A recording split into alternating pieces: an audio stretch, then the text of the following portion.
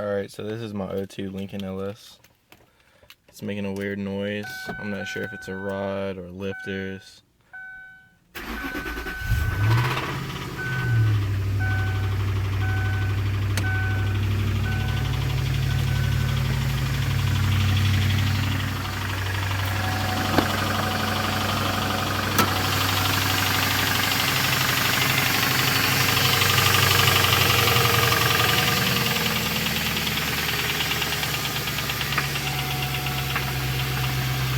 Starts to go away a little bit, but whenever you get on the gas, it comes back.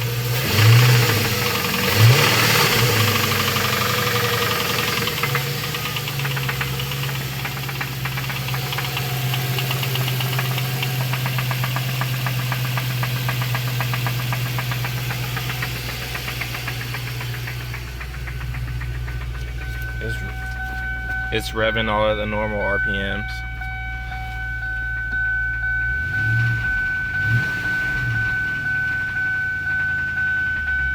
So just give me your advice. Thanks.